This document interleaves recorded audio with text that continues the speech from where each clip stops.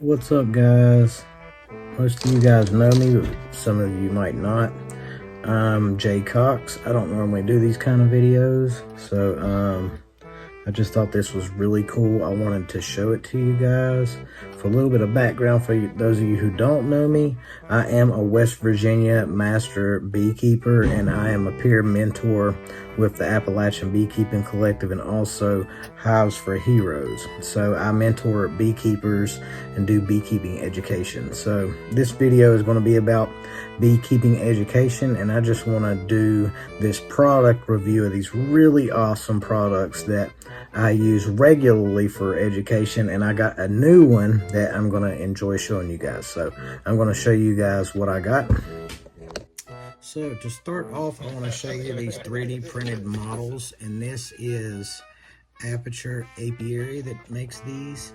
This is a 3D printed small hive beetle, and they're a lot larger, so you can show people and educate what these pests look like in the hive. So I'm going to show you guys a few more of the other ones that I got. That one does come with a small hive beetle larva. These small hive beetles, they get into the comb and they will slime your honey when they're in the wax in weaker hives. So we're going to move on to the wax moth. Wax moth also destroy comb. They will bore holes through your comb and tear up those honeycomb that your bees work hard on. So the biggest pest of all is the Varroa destructor mite. This one is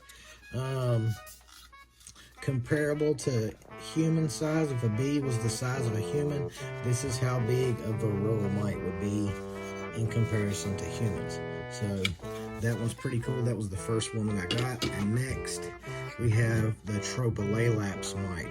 Now, this mite isn't something that we are dealing with currently in the United States, but it's good to know about this mite and how other people are dealing with it in the world, because it could become a problem for us here in the United States. So these did not come from Aperture Apiary. This I got just for education. I use this one to educate for a drone. I use this one to educate with for a queen. I always put the paint dot on there to show how we mark queens. And this one did come with one of the kits that I got. And Aperture Apiary makes these small kits that have the hive beetles and the Varroa mites and the wax moths in there. So I glued this one to the bottom of the abdomen to show how those Varroa mites get under the scales. So now I'm going to show you guys some of the other ones that I have. They have, this is the Worker Bee Development, and that's the company that makes that, Aperture Apiary. This has the first 7 days. You have that egg that stands up, then it lays down and hatches out into a larva, and that continues on to, so this is really cool. It's got magnetic strip that holds the top on. It continues through to the next stage. I took one of those smaller models and I super glued it onto the larva stage, and then you go through to where it turns into a pupa, and I super glued one onto the pupa stage. That way I've got larva, pupa, adult bee with Varroa mites to show you how that transitions through the hive. That mite transfers from brood to adults and then goes back in combs. And then it has the last 21 days where it continues to develop as a pupa, and on day 21 it hatches out the hive. So those are some of the first models that I got. I got the Worker Brood Development model at the spring conference, the WVBA spring conference, and I've got the other models that I got them at the WVBA fall conference last year. Now this is what I'm really excited about. I wanted to show you guys this.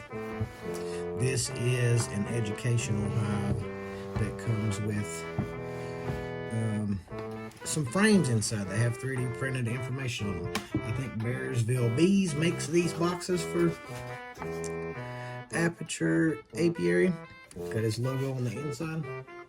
So I wanted to show you guys these because I think that these are really cool. Now, these are frames that explains what it looks like in a hive. This would be a typical honey frame, what it would look like. And again, I took and glued, super glued in those small pest package that he sells. He sells these small packages separately. I added them to the hive, that way I could do more education. I've got the small hive beetle on the honey frame, because that's where they like to go and hang out and reproduce. The next frame is going to showcase, you're going to see some pollen. So this is going to be a pollen frame. On the back side, it has some drone brood, and you have some queen cups on the bottom, potentially about to be swarm cells. So this is magnetic, it does remove. You can put it in different places, and I put one of those varroa mites on the back side because that's where varroa like to hang out, on the comb. That way they can get in on a larva and complete that life cycle in the larva stage of the drone brood. Predominantly, a certain time of the year they kick the drones out and the varroa might switch to the worker brood larva.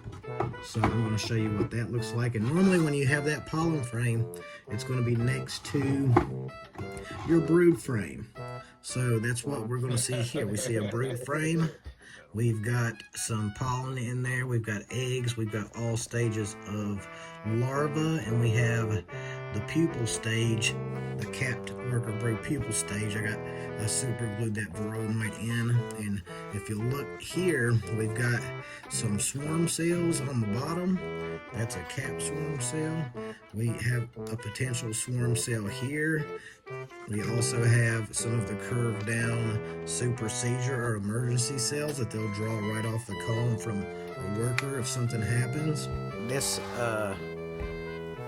is the other side of that comb. It's got worker brood, and you can see there is, let's see if I can fix that quality. There is an open queen cell with one about to hatch out, and then you've got two queen cells that have been chewed out from the side.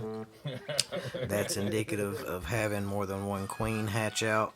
The first queen will chew the sides out, so it's a good opportunity for education there. The next one is open comb. To show what it's going to look like, I'm thinking about adding some resin in here to make it look like honey that's about to be capped. But on the other side, I have wax moths, and I took some cotton swab and I made the frass, or the silk from the wax moth, with cotton swab, glued it down in there, and I put the wax moths on there so I can educate with that. And the last frame is them drawing out new comb, so it kind of starts to look like this. They'll fill out the edges, and I put that last hive beetle down on the inside there. So hive beetles always like to hide in the negative spaces. These hive beetles are bigger for this model. This whole model is bigger about everything, that way you can educate with it, but it's an awesome tool to educate with. So Aperture Apiary, you guys have to check them out. I will put a link somewhere on the video, that way you can get to that website and pre-order your own educational tools. Alright then, you're not gonna get it sitting on the couch. Alright then.